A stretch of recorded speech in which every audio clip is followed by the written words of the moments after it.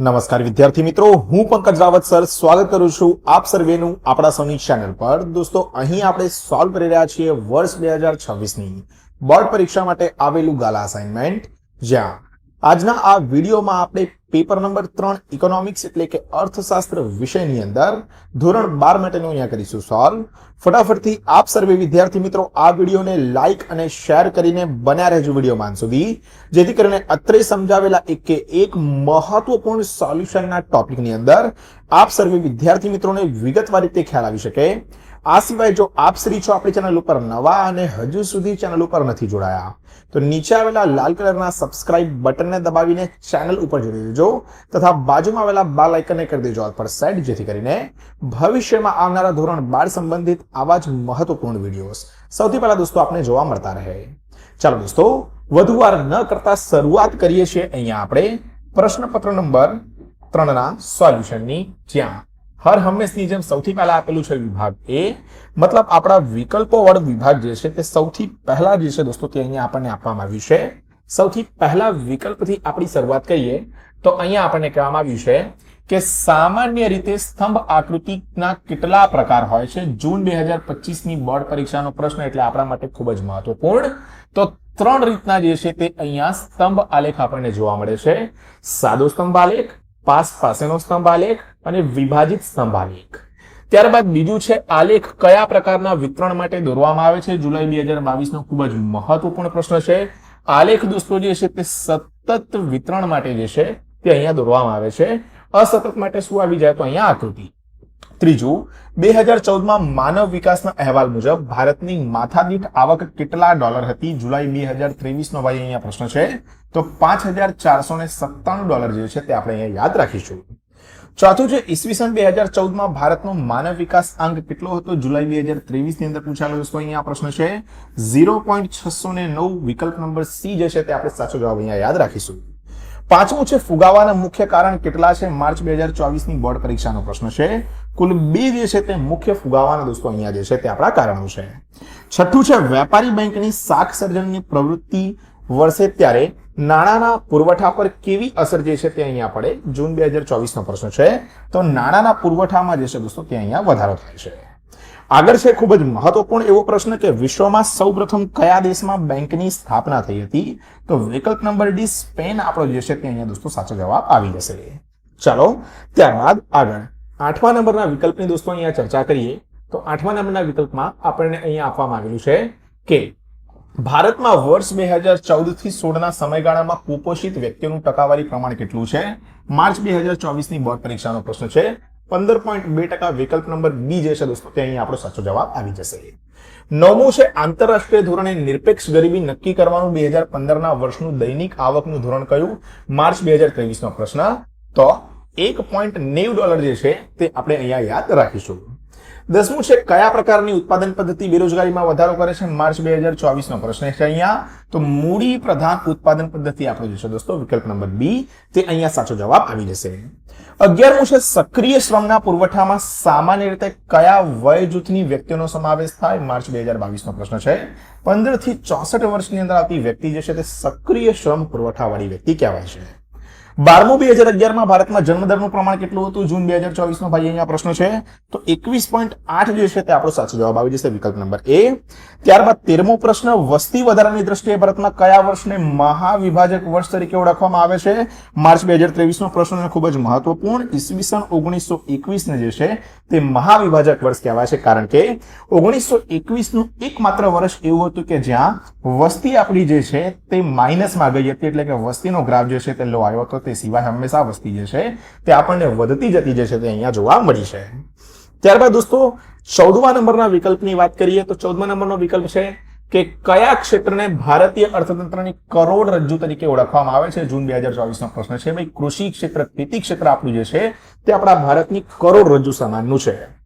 ત્યારબાદ છે દોસ્તો અહીંયા 15મા નંબરનો પ્રશ્ન કે ભાઈ વેપાર તુલા એટલે શું। સમજો કેટલી વાર પૂછ્યો એને, જુલાઈ 22, જુલાઈ 24, માર્ચ 25, જૂન 25 માં પૂછાયેલો પ્રશ્ન। વસ્તુ એટલે કે દ્રશ્ય વેપારની તુલા એટલે શું કહેવાય ભાઈ, વેપાર તુલા। 16મું, લેણદેણની તુલામાં કેટલા ખાતા હોય। માર્ચ 2025 નો ભાઈ અહીંયા પ્રશ્ન છે। લેણદેણની તુલામાં 2 ખાતા જે છે તે અહીંયા હોય છે। બરોબર, ઉધાર અને જમા બાજુનું અથવા આવક અને જાવક બાજુનું. 17 ગુજરાત રાજ્યમાં વિશિષ્ટ આર્થિક વિસ્તારની સ્થાપના કયા સ્થળે કરવામાં આવી છે માર્ચ 2025 નો પ્રશ્ન છે, તો અહીંયા કંડલા ખાતે. ચલો, ત્યારબાદ 18 રેલવે કયા પ્રકારના ઉદ્યોગનું ઉદાહરણ છે માર્ચ 2022 નો પ્રશ્ન છે. ખાતાકીય ઉદ્યોગનું ઉદાહરણ જે છે કે દોસ્તો અહીંયા રેલવે છે. 19 ઓએનજીસી ની સ્થાપના કયા વર્ષમાં કરવામાં આવી હતી? જુલાઈ 22, જુલાઈ 23, માર્ચ 24, જૂન 24 માં પૂછાયેલો ભાઈ આટલી બધી વખત મહત્વપૂર્ણ પ્રશ્ન. 1959 માં જે છે તે અહીંયા ONGC oil and natural gas corporation અથવા કમિશનની રચના જે છે તે કરવામાં આવી. 20 નાલીઓમાં મિલેટ્સના વાવેતર કરતી વખતે તેની સાથે શેનું વાવેતર કરવું જોઈએ? તો ભાઈ ચોખાનું વાવેતર, રાઇટ્સનું વાવેતર જે છે તે અહીંયા કરવું જોઈએ. તો આ રીતે પેપર નંબર 3 ના વિભાગ એ નું સોલ્યુશન થાય છે. પૂર્ણ વિભાગ બી ના સોલ્યુશન દોસ્તો ચર્ચા કરું તેની પહેલા જણાવી દઉં કે જો હજુ સુધી તમે કોઈ ટ્યુશન ક્લાસીસ નથી રખાવ્યો અથવા તો કોઈ ટ્યુશન ક્લાસીસમાં છો અને તમને મજા નથી આવી રહી, તો આજે જ નવા વર્ષ અમદાવાદ ખાતે આવેલું આપણું ડેક્સ એકેડમી ટ્યુશન ક્લાસીસ જોઈન કરો, જ્યાં દિવાળી પછી માત્ર 50% ફીસ ડિસ્કાઉન્ટ સાથે આપણું ટ્યુશન ક્લાસીસ કાર્યરત થઈ ગયું છે. વધુ માહિતી માટે 8866562578 નંબર ઉપર આજે જ સંપર્ક કરો અને એક અઠવાડિયા ફ્રી ડેમો લેક્ચર અટેન્ડ કર્યા બાદ જ તમારા 11-12 કોમર્સની જે છે તે શરૂઆત અહીંયા કરજો. તો આજે ડેક્સ એકેડમી ક્લાસીસને જોઈન કરવાનું દોસ્તો બિલકુલ પણ ના ભૂલતા. ચાલો, વિભાગ બી ની આપણે ચર્ચા કરીએ, જ્યાં 21 થી 30 નંબરના એક ગુણવાળા પ્રશ્નો એક વાક્યમાં ઉત્તર આપો વાળા. 21 નંબર છે ભાઈ, આલેખ દોરવાનું ક્યારે અશક્ય બને છે તેમજ આલેખનો ઉપયોગ ક્યારે થતો નથી. કે જ્યારે ચોક્કસ સ્કેલ માપ ના હોય ત્યારે આલેખ દોરવાનું અશક્ય બને અને સામાન્ય પ્રજાને માહિતી આપવા માટે ભાઈ આપણે આલેખનો ઉપયોગ કરતા નથી અથવા આલેખનો ઉપયોગ થતો નથી. 22 ઈસવીસન 2014 માં સમખરીદ શક્તિના માપદંડ મુજબ ભારતની માથાદીઠ રાષ્ટ્રીય આવકથી કેટલા યુએસ ડોલર હતી? તો 2014 માં સમખરીદ શક્તિના માપદંડ મુજબ ભારતની માથાદીઠ રાષ્ટ્રીય આવક 5,497,597 ડોલર હતી. 23 ભારતમાં ચલણી સિક્કાઓ અને નોટો બહાર પાડવાનો અધિકાર કોણ ધરાવે છે? માર્ચ 23 અને જૂન 24 નો પ્રશ્ન છે. તો ભાઈ રિઝર્વ બેંક ઓફ ઇન્ડિયા જે છે તે નોટો બહાર પાડવા માટે અને સિક્કા માટે ભારત સરકારનું નાણાં ખાતું જે છે તે અહીંયા અધિકાર ધરાવે છે. 24 છે શાખ સર્જનનું સૂત્ર જણાવો માર્ચ 2025 નું, અને અત્યંત મહત્વપૂર્ણ દોસ્તો એવો પ્રશ્ન છે શાખ સર્જનના સૂત્ર વાળું. તો શાખ સર્જનનું સૂત્ર કંઈક આવી રીતે થઈ જશે કે ભાઈ શાખ સર્જન બરાબર પ્રાથમિક થાપણ ગુણાકારમાં 1 ભાગાકારમાં રોકડ અનામતનું પ્રમાણ. 25 શહેરી ક્ષેત્રના ગરીબ કુટુંબોને રહેઠાણ સુવિધા પૂરી પાડવા માટે કઈ યોજના શરૂ કરવામાં આવી છે? તો ભાઈ પ્રધાનમંત્રી આવાસ યોજના PMAY. બરોબર, કોના માટે? શહેરી ક્ષેત્રના ગરીબ કુટુંબોને રહેઠાણ ઘરની સુવિધા પૂરી પાડવા માટે. અહીંયા દોસ્તો ઇન્સ્ટાગ્રામ ઉપર હજુ સુધી @પંકજ રાવત સર કે @ડેક્સ એકેડમીને ફોલો નથી કર્યું તો આજે જ ફોલો કરો.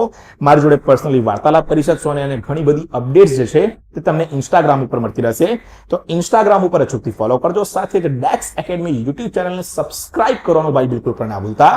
આ સિવાય ગાલા અસાઇનમેન્ટના અને ઘણા બધા વિષયોના સોલ્યુશન્સના વિડીયોઝ અગાઉથી તૈયાર કરેલા છે. તમામ વિડીયોઝની લિંક્સ નીચે ડિસ્ક્રિપ્શન બોક્સમાં, કમેન્ટ બોક્સમાં કે ઉપર આવેલા આઈ બટન દ્વારા જોવા મળી જશે. તો તે તમામ વિડીયોઝને પણ અચૂકથી નિહાળજો. ચાલો મિત્રો, આગળ 26 નંબરના પ્રશ્નની વાત કરીએ. ભારતના ગ્રામ્ય વિસ્તારમાં 24x7 સતત વીજળીની સેવા પૂરી પાડવાના મુખ્ય ઉદ્દેશ્યથી કઈ યોજના શરૂ કરવામાં આવી છે?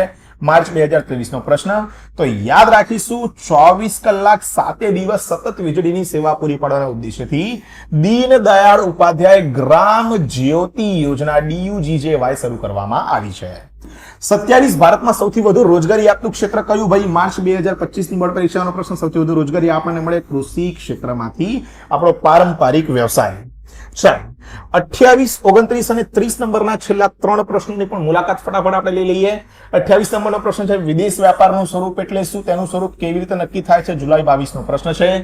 વિદેશ વ્યાપારનું સ્વરૂપ એટલે વ્યાપાર પ્રવૃત્તિની એવી વિશિષ્ટ બાબતો અને પાસાઓ જે તેને આંતરિક વ્યાપારની પ્રવૃત્તિઓથી જુદી પાડે અને તેને આગવી ઓળખ આપે. વિદેશ વ્યાપારનું સ્વરૂપ તેને અસર કરતા સંજોગો, નિયમન કરતી નીતિઓ અને વિવિધ કાયદાઓના આધારે નક્કી થાય છે. 29 ભારતમાં કેટલા વિશિષ્ટ આર્થિક વિસ્તારો છે તેના નામ જણાવો. માર્ચ 23, જુલાઈ 23 નો પ્રશ્ન આ વખતે પણ આવી શકે એવો મહત્વપૂર્ણ પ્રશ્ન છે. કુલ કેટલા આર્થિક વિસ્તારો છે ભાઈ? તો 8 છે. સાંતાક્રુઝ મહારાષ્ટ્રમાં, કોચીન કેરળમાં, કંડલા ગુજરાતમાં, સુરત ગુજરાતમાં, ચેન્નઈ તમિલનાડુમાં, વિશાખાપટ્ટનમ આંધ્રપ્રદેશ, ફાલતા પશ્ચિમ બંગાળ, નોઈડા યુપી એટલે કે ઉત્તર પ્રદેશમાં. 30મો અને છેલ્લો પ્રશ્ન કુદરતી આચ્છાદન કયા મોડેલના લીધે શક્ય બને છે? ભાઈ ખાદ્ય જંગલ મોડેલના લીધે કુદરતી આચ્છાદન શક્ય બને છે. તો આ રીતે ભાઈ પેપર નંબર પેપર નંબર 3 વિભાગ એ બી પૂર્વ આપણું છે એનું ઇકોનોમિક્સ એટલે કે અર્થશાસ્ત્ર વિષયનું, જેમ કે અગાઉ કીધું, અને ઘણા બધા વિડીયોઝના સોલ્યુશન ઓલરેડી જે છે તે તૈયાર છે. તમામે તમામ કમેન્ટ બોક્સ, ડિસ્ક્રિપ્શન બોક્સ ઉપર આવેલા આઈ બટન દ્વારા જોઈ લો.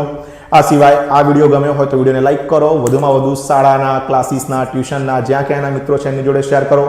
ચેનલ ઉપર નવા છો તો મારી જેવા લાલ કલરના સબસ્ક્રાઇબ બટનને દબાવીને ચેનલને સબસ્ક્રાઇબ કરી દો. બાજુમાં આવેલા બેલ આઇકનને ઓલ પર સેટ કરી દો, જેથી કરીને ભવિષ્યમાં આવનારા આવા જ મહત્વપૂર્ણ ગાલા અસાઇનમેન્ટના સોલ્યુશન્સના અને ઘણા બધા વિડીયોઝ જે છે તે સૌથી પહેલા ભાઈ આપ સુધી પહોંચતા રહે. તો આટલું જ રાખીએ છીએ આજના વિડીયોમાં. મળીએ છીએ જલ્દી જ એક નવા વિડીયોમાં આવા જ કેટલાક મહત્વપૂર્ણ સોલ્યુશનની સાથે. ત્યાર સુધી થેન્ક યુ સો મચ. જય હિન્દ, વંદે માતરમ.